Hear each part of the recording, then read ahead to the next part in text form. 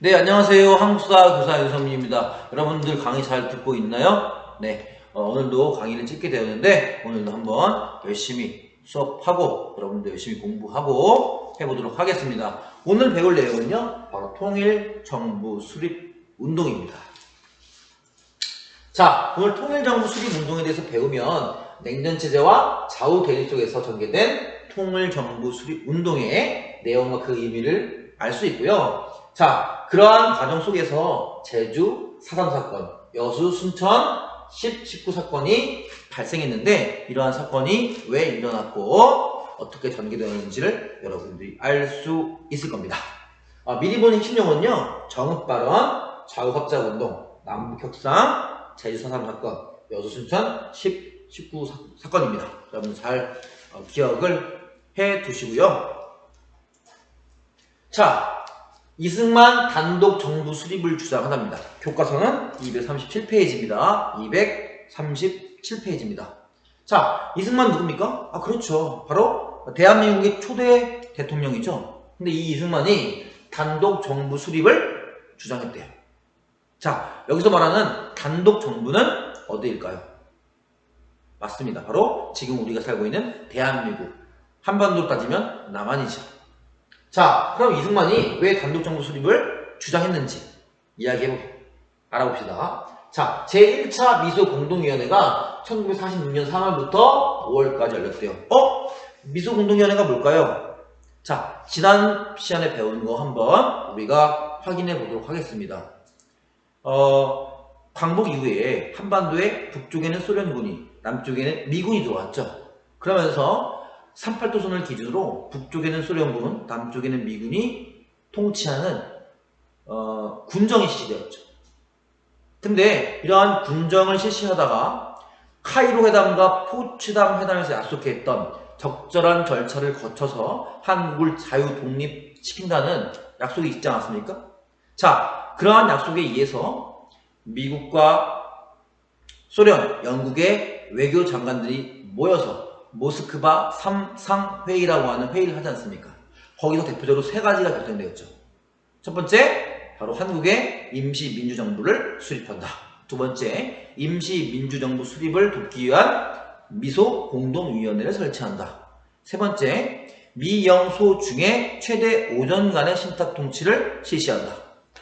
자, 이렇게 세 가지가 있었는데 바로 한국의 민주정부를 수립하기 위한 공동위원회 두 번째 조항이었죠.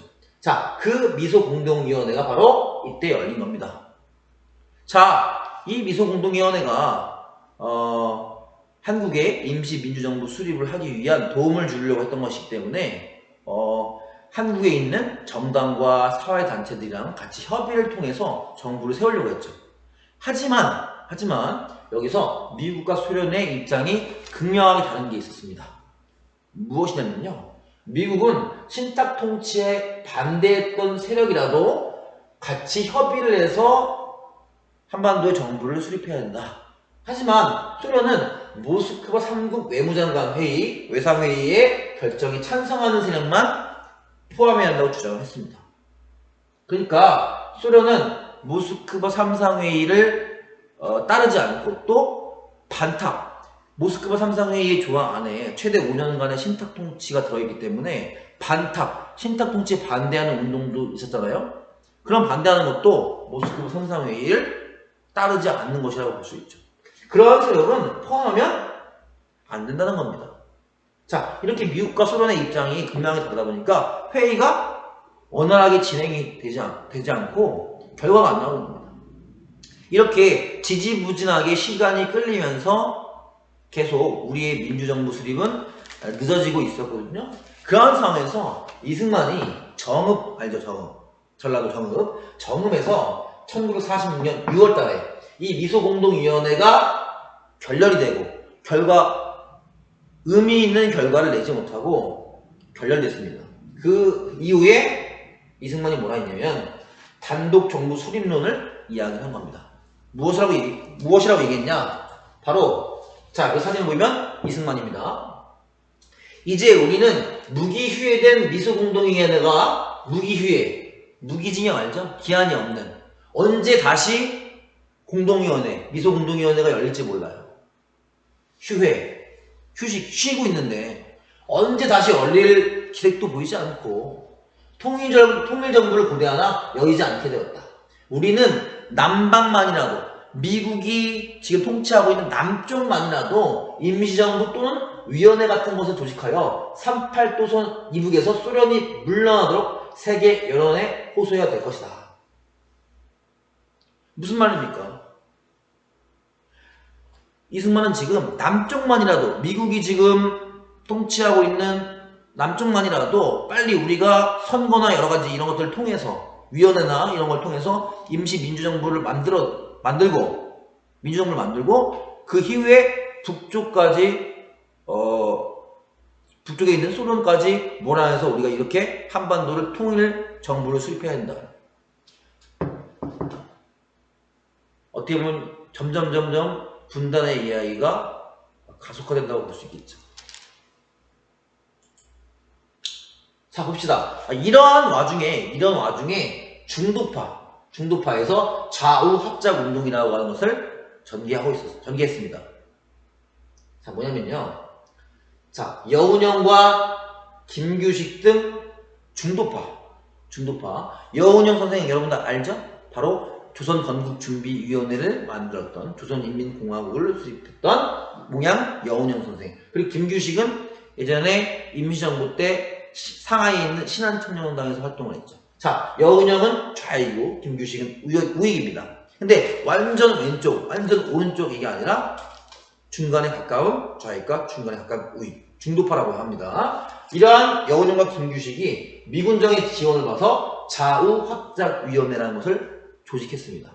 자, 우리가 왼쪽, 오른쪽, 좌익, 우익 싸우지 말고 협력해서 통일정부를 만들 수 있는 생각을 해보자. 미소공동위원회에서 미국과 소련이 진영에 따라서 좌우 이렇게 싸우고 있는 상황이니까 우리가 한번 협력하고 통일정부 수립해보자 하는 운동이었던 겁니다. 자, 그래서 이 좌우합작위원회에서 7가지 원칙을 결과를 내놨습니다. 교과서에도 있습니다. 교과서의 238페이지에 바로 탐구 밑에 자료 1번 있죠. 좌우합작 7원칙 요약한 게 있는데 사료 잘 기억을 해두세요. 자, 통일 임시정부를 수립하자. 첫 번째. 두 번째, 유상매입과 무상분배 원칙하에 토지를 개혁하자. 자, 유상매입은 뭡니까? 원래 토지를 갖고 있던 사람들에게 토지를 사가지고 무상으로, 토지 없는 사람들에게 무상으로 나눠주는 거죠. 토지 개혁을 한다는 거죠. 자, 그리고 반민족 행위자, 친일파죠? 친일 반민족 행위자들을 처벌해야 되는 거, 그런 내용 등이 있었습니다. 자, 잘 알아두시고 밑에 사료도 잘 기억을 해주세요. 자, 이러한 좌우합작위원회의 7원칙에 김구 선생은 지지의 입장을 표명했지만 이승만은 무한 태도를 보였으며 한국민주당, 당시에 한국민주당이라고 하는 보수 우익 정당이 있었습니다. 바로 인춘, 김성수가 중심이 되어서 결성된 한국민주당 등 우익은 반대를 했고 좌익도 반대를 했습니다. 자, 조금 더 자세하게 얘기하면 한국민주당 등 우익은 바로 이 좌우합작 7원칙 내용 중에서 반민족 행위자 처벌 등의 내용이 불만족스러웠고 좌익 등의 사람들은 바로 이 토지 개혁 부분에서 만족하지 못해서 이런 것들에 반대했던 것이죠. 자, 그럼 결과는 어떠냐? 자, 이렇게 좌우합작해서 통일정부를 수립하기 위한 이렇게 운동이 있었는데 그런 결과는 뭐냐? 자, 원래 이 좌우합작위원회가 미군정의 지원, 미국의 지원을 받지 않았습니까? 근데 미국의 입장이 바뀌었습니다. 미국도 원래는 한반도의 통일정부를 수립하려고 했던 자세였거든요. 하지만 트루먼 도트린, 우리가 지난 시간에 배웠죠? 공산주의 확산을 적극적으로 봉쇄하고 확산을 방지하는 트루먼 도트린 발표 이후에 냉전체제, 소련과 미국의 갈등과 경쟁이 본격적으로 심화되면서 좌우 합작. 좌익과는 합작할 수 없다. 같이 할 수 없다. 적극적으로 반대하고 거부하는 입장으로 미국이 변경이 됐고요. 자, 그리고 대표적인 여운형 선생, 좌우합작위원회 여운형 선생이 암살당하면서 죽음으로써 중단되었습니다. 자, 그리고 이러한 와중에 제2차 미소공동위원회가 열렸는데 이것도 미국과 소련의 입장 차이를 좁히지 못하고 결렬되고 말았습니다. 안타까운 상황인 것이죠. 자, 아까도 1차 미소공동위원회가 결렬됐고, 그 다음에 정읍발언, 이승만의 정읍발언이 있었는데 그 이후에 제2차로 미소공동위원회가 열렸지만 이것마저 좋은 결과를 낳지 못하고 끝나버렸습니다. 자, 이런 와중에 자, 왼쪽이 여운형 선생, 오른쪽이 김규식 선생입니다. 확인해 보시고, 자, 이러한 상황에서 미소공동위원회가 합의를 보지 못하는 상황에서 미국이 한국 문제를 유엔에다가 상정했습니다. 뭡니까? 유엔이 뭡니까? 바로 세계기구죠. 유럽 세계연합, 그죠? 그 유엔에 한국의 문제를 어떻게 할지 올린 거예요. 자, 유엔에서는 뭐냐? 인구 비례에 의한 총선거로 정부를 수립하자 이겁니다. 인구 비례에 의해서 인구가 사람들이 많이 뽑은 원하는 정부를 수립하자 이거죠. 자, 그렇게 결정이 됐는데 이 선거를 해야 되니까 유엔에서 한국임시위원단이라는 걸 파견했어요. 한국에서 민주적으로 선거가 치러질 수 있는지, 진행이 될 수 있는지 확인하려고 또는 지도해 주려고 유엔에서 위원단, 조사단이 파견이 됐거든요. 근데 이 위원단을 소련은 북쪽으로 못 오게 했습니다. 소련이 북한 지역으로 못 오게 했단 말이죠. 왜? 당시에 남북한 비교를 하면 남쪽이 인구가 훨씬 많았기 때문에 인구 비례에 의해서 총선거를 실시하면 한반도는 공산주의 사회주의가 아니라 자본주의 자유주의 국가가 될 것이 불보듯하기 때문에 소련은 입국을 거부하였습니다. 자, 그렇기 때문에 이러한 상황에서 유엔은 소련이 입국을 거부했기 때문에 선거 가능한 지역에서만이라도 총선거를 실시해라 이렇게 결정을 내렸어요. 선거 가능한 지역이 어디겠습니까? 북한에는 거부가 당했잖아요. 그래서 남쪽만 총선거를 실시하게 된 겁니다. 남쪽만. 그래서 1945년 8월 15일에 광복을 하고 난 뒤에 1948년에 우리 남한만의 단독 선거를 통해서 대한민국이라고 하는 정부가 수립된 거죠. 그거는 다음 시간에 자세히 볼 거예요. 자, 반응은 어땠냐? 이승만과 한국민주당은 찬성했지만 대다수 정치 지도자들은 반대했다. 왜 반대했겠습니까? 자, 남한만 선거를 해서 정부를 수립하면 이거는 완전한 분단이고 남과 북이 갈라진다. 통일을 해야 되는데 이거는 갈라진다. 이렇기 때문에 반대를 한 겁니다. 자, 그래서 그러한 내용을 듣고 가운데 있는 백범 김구 선생님께서 3천만 동포에게 읍고함 소리내어 울면서 이야기한다는 것이죠. 마음속에 38선이 무너지고야 땅 위의 38선도 철폐될 수 있다. 나는 통일된 조국인데, 죄송합니다. 족구라고 나왔네요. 오타가 났네요. 조국을 건설하다가 38선을 베고 쓰러질지언정 일신의 구차한 안위를 위하여 단독 정부를 세운 데는 협력하지 않겠다. 마음속의 38선, 좌우, 남과 북으로 지금 대립하고 갈등하고 나뉘어져 있는 상황에서 서로를 싫어하고 경멸하고 이러한 마음속에 갈라져 있는 우리 마음속에 서로를 적대하는 마음이 없고 하나가 돼야지 진정으로 우리 국토에 한반도의 38선이 없어진다 이거죠. 그 얘기한 겁니다. 통일정부 수립을 위해서 김구 선생은 끝까지 노력하는 것이죠. 자, 그래서 김구 선생과 아까 얘기했던 중도파의 여운형과 같이 좌우합작위원을 만들었던 김규식 선생이 남과 북이 한번 이야기해보자, 협상해보자라고 북쪽에 건의를 해서 북쪽으로 올라가셔요. 자, 남한만 단독선거가 결정이 된 상황이고, 그렇기 때문에 김구와 김규식 선생은 통일정부 수립을 추구했는데, 평양에서 남북연석회의, 남북회담 뭐 이렇게 부릅니다. 풀네임은 지금 교과서의 238페이지에 밑에 그 김구, 김규식 남북협상에 나서다, 거기에 두 번째에서 평양에서 전 조선 제정당 사회단체 대표자 연석회의, 이게 나와있네요. 그죠?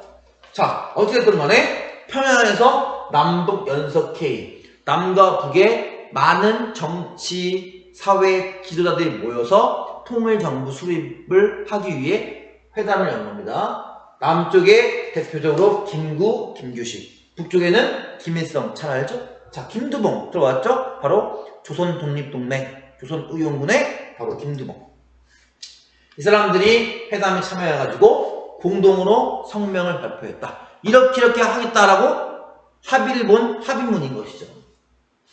대표적인 내용은 뭐냐? 바로 교과서 238페이지에 자료 2번에 있죠. 238페이지에 자료 2번. 남북협상 공동성명. 요것도 꼭 기억을 해주세요. 뭐라고 나와있냐? 1번. 남과 북에서 외국군대는 즉시 철수해야 된다. 두 번째. 외국군 철수 이후에 남북은 내전과 무질서를 반대한다. 3번. 남북 정당 사회단체 협의회를 소집하여 임시정부를 수립하고 총선거를 통해 입법기관을 선출한 다음 헌법을 제정하고 통일정부를 수립한다. 네 번째, 남한 단독 선거를 반대한다. 나와 있습니다. 자, 여기서 말하는 내용은 뭡니까? 중요한 거는 통일정부 수립운동이에요. 한 문장으로 이야기하면 통일정부 수립운동이 핵심인 것이죠. 바로 남북운동성명 발표했다라는 것이죠. 남북협상을 통해서요. 하지만 좋은 의미 있는 결과는 낳지 못했습니다. 사실은 북한의 김일성 있잖아요. 북한의 김일성이 남한의 대표들 와서 회의하자, 통일정부 수립하자 이렇게 얘기했지만 김일성은 사실은 그럴 생각이 정말 하나도 없었습니다. 이미 김일성도 북한에 따로 자신들의 정부를 수립하기 위해서 차근차근 준비를 하고 있었고 다 준비단이 끝났습니다. 나중에 다음 시간에도 배우겠지만 남한에서 총선거를 통해 대한민국 정부가 수립되자마자 바로 김일성은 조선인민공화국 수립을 선포하는 것이죠. 이미 그전에는 다 준비 절차를 해놓은 상태였던 것이죠. 남과 북에서 각각 정부 수립 준비를 진행했다. 남쪽에는 총선거를 통해서 보통선거, 전 국민의 선거를 통해서 대한민국 정부가 수립되는 준비를 하고 있었고 북한에는 김일성과 그 세력들이 조선인민공화국 수립을 준비하고 있었다는 것입니다. 남북협상은 안타깝게 실패로 돌아갔죠. 자, 그리고 안타까운 게 뭐냐면 독립운동에 일생을 바치고 또 광복 이후에 통일정부를 수립하기 위해서 노력했던 백범 김구 선생님께서 안두희라고 하는 육군 소위 군인에게 총에 맞아 돌아가십니다. 암살당하는 것이죠. 백범 김구 선생님께서 안두희, 오른쪽에 보이는 사람 바로 안두희라고 하는 사람의 총에 맞고 돌아가셔서 쓰러져 있는 모습이죠. 안두희라고 하는 사람은 군인으로서 우익 계열의 사상을 가지고 극우적인 아주 반공을 울부짖었던 그런 사람인데 백범 김구 선생 암살을 한 것입니다. 자, 밑에 보이는 사진이 바로 백범 김구 선생께서 광복 이후에 거주하고 잠도 자고 개인 집이면서도 집무실 겸해서 유명한 경교장이라고 하는 곳이죠. 지금 서울에 있습니다. 박물관 같이 이제 꾸며놨습니다. 경교장에서 돌아가십니다. 백범 김두 선생의 장례식 국장에서. 참 안타까운 일인데 기회가 있으면 시험 끝나고 이런 부분들은 좀 자세하게 또 알아보도록 하겠습니다. 안타깝게 돌아가셨다. 자, 이어서 보면 단독 정부가 이제 수립되려고 하고 있어요. 단독 정부가 수립을 되려고 했었는데 그러한 반대하는 무장 봉기가 일어났다. 무장 봉기가 뭡니까? 무기를 들고 반대해서 일어나는 것이죠. 정부에 대항하는 거죠. 무장 봉기. 자, 첫 번째로 1948년에 제주 4.3 사건이라는 것이 있습니다. 자, 이 사건은 언제 일어났을까요? 그렇죠. 1948년 4월 3일 일어난 건데 그 이전에 3.1절 날 3.1절부터 이게 시작이 되는 건데 뭐냐면 3.1절 기념 행사를 제주도에서 했었습니다. 3.1절 만세도 이제 부르고 우리가 그걸 기념하기 위해서 여러 가지 사람들이 이제 길거리도 같이 걸으면서 구호도 외치고 뭐 이런 거 하는 거죠. 근데 그런 상황에서 어린아이가 경찰이 그때는 이제 경찰들이 말을 타고 있었어요. 기마경찰이라고 하는데 그러한 경찰에 의해서 발에 이 아이가 다친 거예요. 크게 다쳤어요. 그래가지고 이 제주도 사람들이 경찰에게 굉장히 항의하고 경찰서에 가가지고 막 돌멩이 던지면서 사과하고 뭐 이렇게 보상하고 책임져라 이렇게 얘기했죠. 자, 그런 시위했던 주민들에게 경찰서를 습격하는 줄 알고 경찰들이 총을 쏜 거죠. 자, 이러한 와중에서 6명이 죽었습니다. 시민들이 6명이 죽었어요. 자, 이러한 죽음 때문에 불만이 쌓여있던 제주도의 일반 시민들, 일단 경찰이 무고한 시민을 어떻게 보면 죽였다고 볼 수 있겠지 않습니까? 발포해가지고 총 쏴가지고 이렇게 굉장히 저항하는 그런 마음이 있는 와중에 남한만의 단독 선거가 결정이 된 거죠. 남쪽만 선거를 통해서 정부를 수립하는 결정이 났고 제주도 안에 공산주의 사회주의자들 좌익 세력이 선동을 통해서 좌익 세력이 제주도 주민들을 선동해가지고 남한의 단독 선거 반대하고 통일정부를 수립해야 된다. 그리고 이 경찰들을 타협하자, 무찌르자, 뭐 이렇게 선동을 해가지고 4월 3일날 무장한 제주도 좌익 세력과 주민들이 무장을 해가지고 무기를 들고 경찰서 습격한 것이 바로 이 제주 4.3 사건입니다. 자, 이 4.3 사건을 진압하기 위해서 많은 군, 경찰, 서북청년단이라고 불리는 무장대들을 제주도의 이승만 정부는 급히 파견하고 제주도민들을 정말 무차별적으로 진압하고 학살하게 됩니다. 선생님도 대학생 때 이 제주 4.3 사건을 공부하기 위해서 일주일 동안 제주도를 이제 돌아다니면서 유적지를 살펴보고 또 제주도에 있는 주민들과 이야기도 하고 그런 일이 있었습니다. 근데 정말 참혹한 일들이 굉장히 많았고 이 무장대를 탄압하기 위해서 관련 없는 일반 제주도 주민들까지도 무참하게 학살한 게 많아요.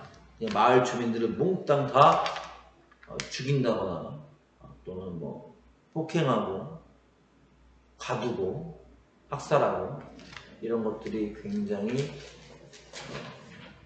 많았습니다. 우리의 아픈 역사라고 볼 수 있습니다. 자, 그래가지고 그 다음에 여수 순천 사건은 뭐냐? 10월 19일 4.3 사건 이후죠. 자, 정부가 제주 4.3 사건이 일어났으니까 가까이에 있는 여수와 순천에 있는 군인들 부대에 명령을 내린 거예요. 너희가 가서 제주도로 가서 진압해라. 근데 이 여수에 주둔한 군 부대 안에 좌익 또 남한만의 단독 정부 수립을 반대하는 군인들이 많이 있었기 때문에 출동을 하라는 것을 명령을 거부하게 됩니다. 출동을 반대했죠. 그래서 통일정부 수립을 내세워 들고 일어나게 됩니다. 그래서 여수와 순천 일대를 장악을 하였는데 이때 이승만 정부는 이 여수 순천에 그 사건에 가담했던 군인들을 진압을 하게 되고 미군과 같이 진압을 하게 되고 군대 내에 있는 사회주의 세력들을 곤란해서 처벌하고 조치를 단행하게 됩니다. 갑자기 생각나는데 얼마 전에 저번 주에 임용고시 역사뿐만이 아니라 임용고시가 있었는데 역사 시험에 요 문제가 나왔었습니다.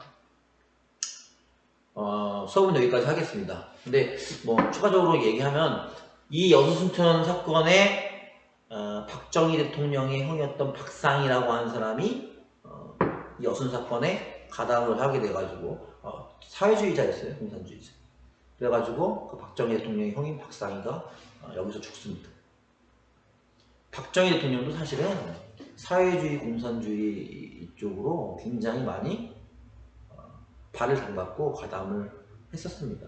그래서 박정희 대통령도 이때 죽지는 않지만 군인이었다가 군복을 벗고 군대 안에서 쫓겨나게 됩니다. 잘린 거죠. 회사로 따지면 잘린 겁니다. 근데 그 이후에 6.25 전쟁이 났기 때문에 군인들, 장교들이 필요했기 때문에 다시 박정희 대통령이 그때 군복을 입게 된 것이죠. 요거는 이제